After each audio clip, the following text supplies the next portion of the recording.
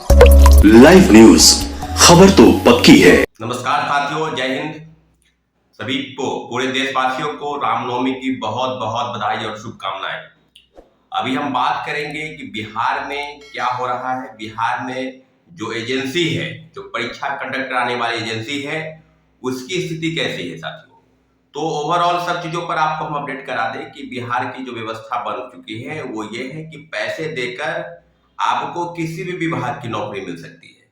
चाहे वो सबसे राज्य की सबसे बड़ी एजेंसी जो है बिहार लोक सेवा आयोग, उस पर उसके साख पर पट्टा लग चुका है। क्योंकि कई जो खबरें सामने आ रही है उसमें ये बातें अब निकल कर सामने आ रही है कि बड़े बड़े मामलों को लेकर या छोटे छोटे मामलों को लेकर अगर कहा जाए तो सारी चीजों की संलिप्तता अब इस कदर आगे बढ़ चुकी है कि बिहार सरकार को अब इस पर संज्ञान लेने की जरूरत है। और बिहार लोक सेवा आयोग के पूर्व अध्यक्ष और आईएएस अतुल प्रसाद जी पर जो गंभीर आरोप लगाए हैं, मैं कल भी कह रहा था कि जो चीजें सामने आ रही है सोशल मीडिया पर, जो चीजें तैर रही है या जो एफआईआर दर्ज हुआ है उनकी वाइफ के, जो महिला बैंक में अधिकारी है उनकी वाइफ, उनके द्वारा इस तरह की चीजें सामने आ रही है कि क्या पैसे का आदान प्रदान हुआ।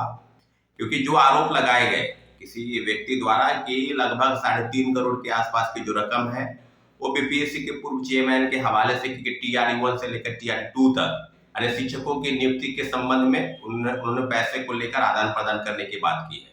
और इस पर जांच बैठाई जाने की जरूरत है। क्योंकि जो हुआ टीआरई 2 और टीआरई 1 और टीआरई 2 में उसका भंडाफोड़ हो चुका है। टीआरई 3 की सारी जो चीजें हैं उस पर 1 to 1 आपको बता दें कि सारी चीजें बिल्कुल अब परत दर परत खुल चुकी है साथियों। अभी जो बातें सामने आ रही है कि क्या एजेंसियों की अगर बात करेंगे तो इसके पहले भी केंद्रीय चयन पर्षद पुलिस की जो एजेंसी है उसके पूर्व जो निदेशक है, पूर्व जो चेयरमैन है एसके सिंघल, उन पर तलवार लटक रही है। वो भी गिरफ्तारी उनकी होनी है। कब होगी गिरफ्तारी ये मुख्यमंत्री जी को बताना चाहिए, मुख्यमंत्री जी को संज्ञान में लेना चाहिए कि आर्थिक अपराध इकाई ने बिल्कुल उनसे पूछताछ की है। पूछताछ पे काफी चीजें सामने निकल कर आ रही है। 23,500 पदों की वैकेंसी थी। और बीपीएससी से 6वीं पेपर लीक कांड, आपको याद होगा कि गया के बीडी इवनिंग कॉलेज से मामले सामने आया। उसके पहले एक पेपर लीक जब हुआ तो आरा के वीर कुंवर सिंह कॉलेज से 400 लोगों को अलग अलग कमरों में बैठाया गया, उनको प्रश्न पत्र मुहैया कराया गया। इस सब मामलों पर अगर हमने सवाल भी किया था उस समय में कि जो लोग वहां शामिल थे परीक्षा में कैंडिडेट, उनका जो है रोल नंबर या नाम क्या है उनको प्रकाशित करना चाहिए। तो चेयरमैन जो अतुल प्रसाद जी थे उन्होंने कहा कि नहीं, ये मेरे समय में नहीं हुआ है पेपर लीक, हमसे पूर्व के जो चेयरमैन थे उनके समय में हुआ है। लेकिन अभी जो बातें आ रही है कि 20 लोगों को, यानी 20 जो ऑफिसर है बिहार के विभिन्न जिलों में, कोई एसडीएम, कोई एसडीओ, कोई सप्लाई इंस्पेक्टर, कोई डीएसपी आदि आदि कई पदों पर जो स्थापित है, उनको सूची भेजी गई है। उनको नोटिस भेजकर उनसे पूछा गया है कि वो पैसे के दम पर कैसे बहाल हुए। तो ये सब मामला जो है सच में पेपर लीक कांड में है। लेकिन कई ऐसे पत्रकार हैं जो मामले को घुमाना चाहते हैं, वो अतुल प्रसाद जी को बरी करना चाहते हैं क्योंकि वो पहले ही फूल माला से उनको शोभित कर चुके हैं, उन पर क्रेडिट ले चुके हैं।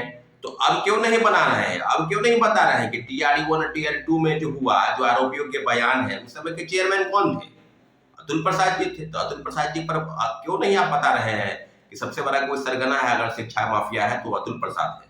और जो 3.5 करोड़ के लेन देन का मामला जो है, जो एफआईआर में हुआ, उनकी वाइफ ने एफआईआर कराया है, तो ये मामला कहाँ चला गया? बिल्कुल बताना चाहिए कि कहाँ मामला कहाँ से कहाँ तक आ गया है।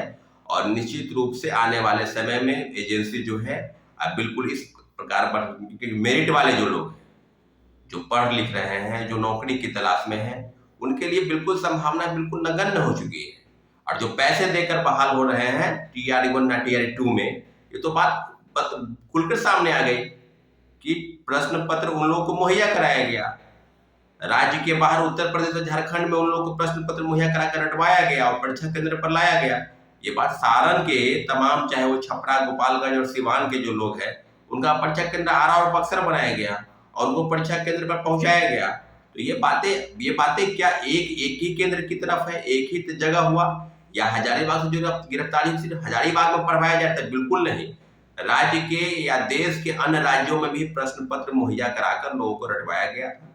और उसके जो चीजें थी, बिल्कुल ये बातें अतुल प्रसाद जी को पता थी या नहीं पता थी, आर्थिक अपराध इकाई बताएगी। लेकिन मुझे लगता है कि बिना चेयरमैन की सहमति के, बिना चेयरमैन को जानकारी, कैसे किसी को पेन ड्राइव में क्वेश्चन पेपर मिल गया, कैसे उसका पासवर्ड पता हो गया।